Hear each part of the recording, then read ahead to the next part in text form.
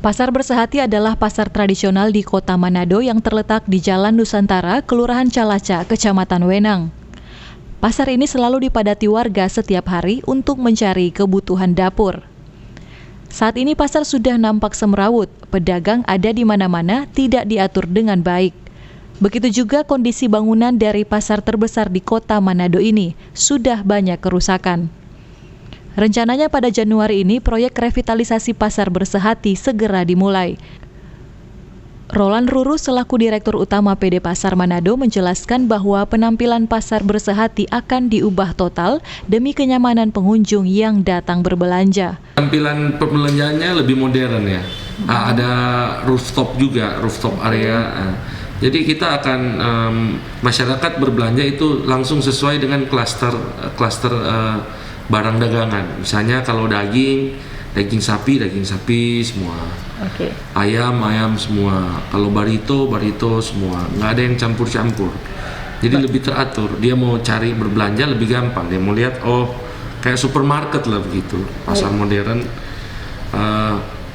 Dan higienisnya, kebersihannya lebih baik. Kami akan mengatur termasuk dengan pengolahan limbahnya lebih baik.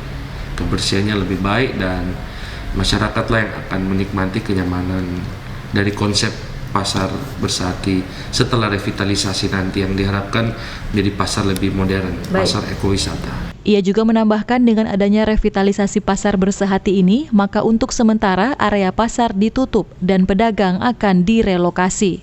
Memohon maaf kepada masyarakat, sementara masyarakat mungkin akan merasakan agak ada yang ketidaknyamanan ya mungkin karena dari tahapan revitalisasi ini otomatis kita harus memindahkan sementara para pedagang. Pedagang ini akan kita relokasi sementara di area Kalimas dan di area jalan-jalan.